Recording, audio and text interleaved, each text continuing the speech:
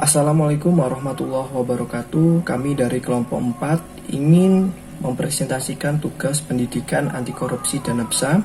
Untuk materi yang pertama akan dibacakan oleh rekan saya. Waktu dan tempat dipersilahkan. Assalamualaikum warahmatullahi wabarakatuh.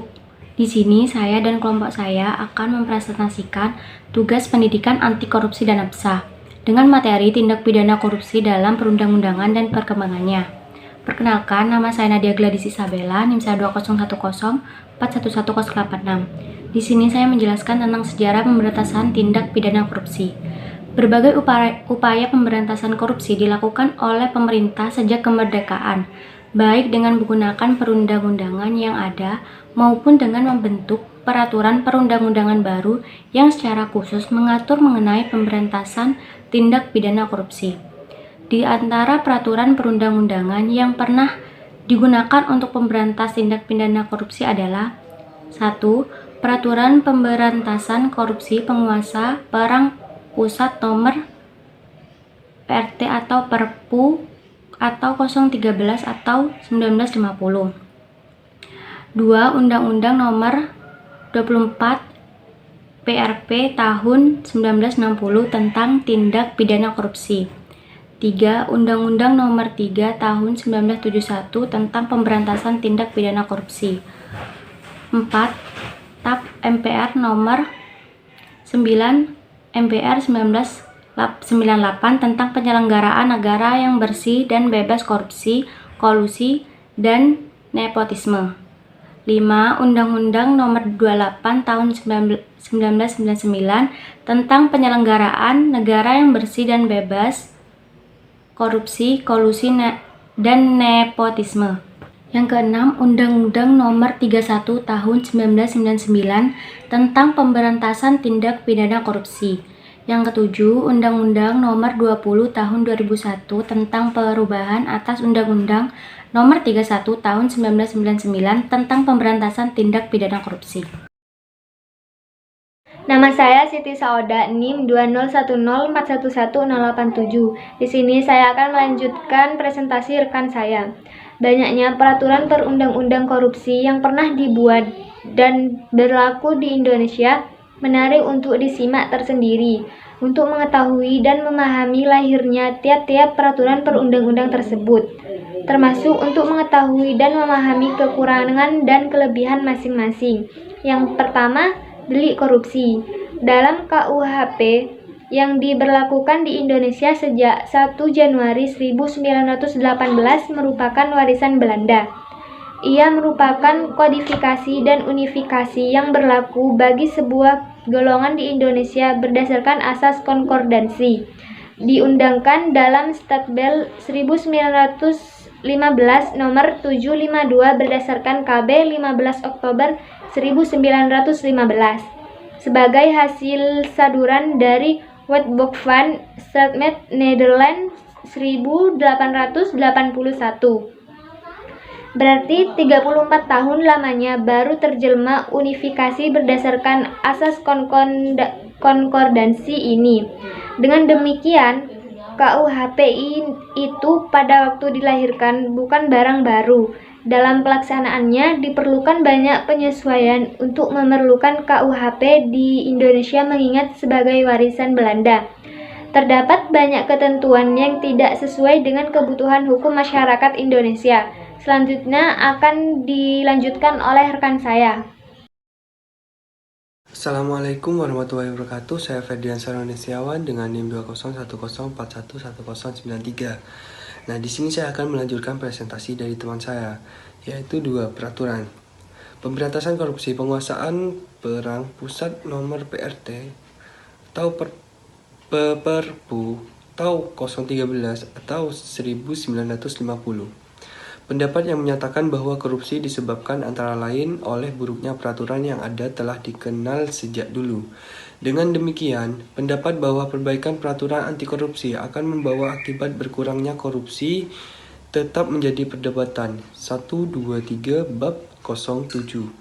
tindak pidana korupsi dalam peraturan perundang-undangan di Indonesia. Peraturan yang secara khusus mengatur pemberantasan korupsi adalah Peraturan Pemberantasan Korupsi. Penguasaan Perang Pusat Nomor PRT Perpu atau 013 atau 1950 yang kemudian diikuti dengan Peraturan Penguasaan Militer tanggal 9 April 1957 Nomor PRT atau PM atau 06 atau 1957. Tanggal 27 Mei 1957 Nomor PRT atau PM atau 03 atau 1957. Dan tanggal 1 Juli 1957 Nomor PRT atau PM atau 011 atau 1957. Yang ketiga yaitu Undang-Undang Nomor 24 PRP tahun 1960 tentang tindak pidana korupsi. Dari permulaan dapat diketahui bahwa peraturan penguasaan perang pusat tentang pemberantasan korupsi itu bersifat darurat, temporer, dan berlandaskan undang-undang keadaan bahaya. Dalam keadaan normal, ia memerlukan penyesuaian. Atas dasar pertimbangan penyesuaian keadaan itulah lahir kemudian Undang-Undang Nomor 24 PRP tahun 1960 Pemberantasan Tindak Pidana Korupsi yang pada mulanya berbentuk peraturan pemerintahan pengganti undang-undang. Ya, itu saja yang bisa saya jelaskan. Apabila ada kesalahan kata, mohon dimaafkan. Wassalamualaikum warahmatullahi wabarakatuh. Assalamualaikum warahmatullahi wabarakatuh. Nama saya Robi Hadi Wibisono, NIM 20114111095. Saya akan menjelaskan dari kelompok kami. 4. Undang-Undang Nomor 3 Tahun 1971 tentang pemberantasan tindak pidana korupsi. Sejarah tidak mencatat banyak perkara tindak pidana korupsi pada periode 1960 sampai 1970. Tidak diketahui apakah karena Undang-Undang 1960 tersebut efektif ataupun karena pada periode lain sesudahnya memang lebih besar kuantitas maupun kualitasnya. 5. TAP MPR nomor 11 atau MPR atau 1998 tentang penyelenggaraan negara yang bersih dan bebas korupsi, kolusi dan nepotisme. Seiring dengan gerakan reformasi yang timbul dari ketidakpuasan rakyat atas kekuasaan Orde Baru.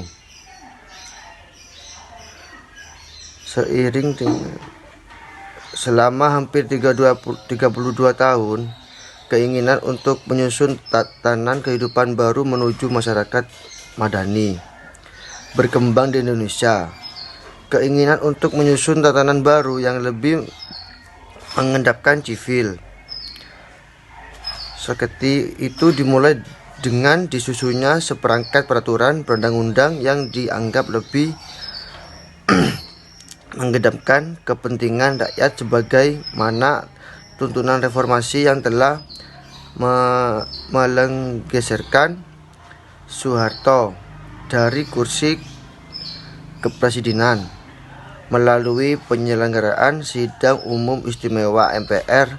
Disusunlah TAP nomor 11 atau MPR atau 1998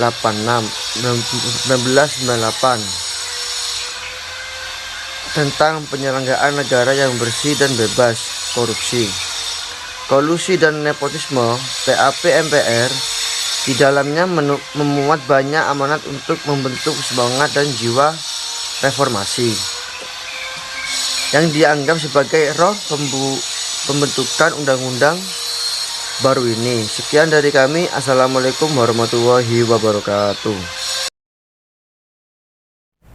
Assalamualaikum warahmatullahi wabarakatuh. Saya Ahmad Wildan Faruzaman, NIM 20104111096. Di sini saya akan menjelaskan tentang Undang-Undang Nomor 26 Tahun 1999 tentang penyelenggara negara yang bersih dan bebas korupsi. kolusi, dan nepotisme. Undang-Undang Nomor 20 Tahun 1999 mempunyai judul yang sama dengan TAP MPR Nomor 11 MPR 1998, yaitu tentang menyelenggara negara yang bersih dan bebas korupsi, kolusi, dan nepotisme. Lahirnya undang-undang ini memperkenalkan suatu teknologi tindak pidana baru atau kriminalisasi atas pengertian kolusi dan nepotisme. Dalam undang-undang ini diatur pengertian kolusi sebagai tindak pidana, yaitu adalah pemufakatan atau kerjasama secara melawan hukum antar penyelenggara negara atau antar penyelenggara negara dan pihak lain yang merugikan orang lain, masyarakat, dan atau negara. Selanjutnya, Undang-Undang Nomor 31 Tahun 1999 tentang pemberantasan tindakan pidana korupsi. Lahirnya Undang-Undang Pemberantasan Korupsi Nomor 31 Tahun 1999 dilatar belakangi oleh dua alasan, yaitu yang pertama, bahwa sesuai dengan bergulirnya Orde Reformasi dianggap perlu melakukan nilai-nilai baru atas upaya pemberantasan korupsi. Dan yang kedua, undang-undang sebelumnya yaitu Undang-Undang Nomor 3 Tahun 1971 dianggap sudah terlalu lama dan tidak efektif lagi. Apa yang diatur sebagai tindak pidana korupsi di dalam Undang-Undang Nomor 31 Tahun 1999 sebelumnya tidak sungguh-sungguh suatu yang baru, karena pembuat undang-undang masih banyak menggunakan ketentuan yang terdapat di dalam undang-undang sebelumnya. Selanjutnya akan dilanjutkan oleh rekan saya. Sekian dari saya. Wassalamualaikum warahmatullahi wabarakatuh. Assalamualaikum warahmatullahi wabarakatuh. Perkenalkan, nama saya Yusi Sahrani, NIM 20104111106.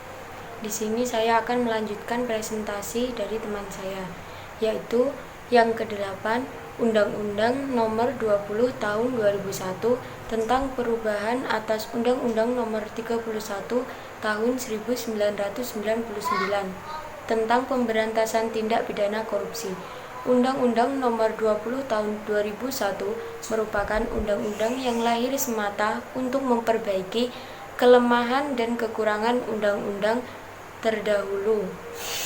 Kemudian nomor 9, Undang-Undang Nomor 30 Tahun 2002 tentang Komisi Pemberantasan Tindak Pidana Korupsi. Lahirnya Undang-Undang Nomor 30 Tahun 2002 merupakan amanat dari Undang-Undang Nomor 31 Tahun 1999 yang menghendaki dibentuknya suatu Komisi Pemberantasan Tindak Pidana Korupsi sebagai suatu tindak pidana yang bersifat luar biasa. Pemberantasan korupsi dianggap perlu dilakukan dengan cara-cara yang juga luar biasa. Kemudian nomor 10, Undang-Undang Nomor 7 Tahun 2006 tentang pengesahan United Nations Convention Against Corruption pada tahun 2003. Merajalelanya korupsi ternyata tidak hanya di Indonesia, tetapi juga hampir di seluruh belahan dunia. Hal ini terbukti dengan lahirnya United Nations Convention Against Corruption atau UNCAC sebagai hasil dari konferensi Merida di Meksiko pada tahun 2003. Sebagai wujud keprihatinan dunia atas wabah korupsi, melalui UNCAC disepakati untuk mengubah tatanan dunia dan mempererat kerjasama pemberantasan korupsi.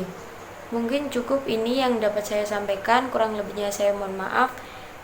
Untuk materi selanjutnya akan dilanjutkan oleh teman saya. Sekian dari saya, Nunul Kolem Turun, Wassalamualaikum warahmatullahi wabarakatuh.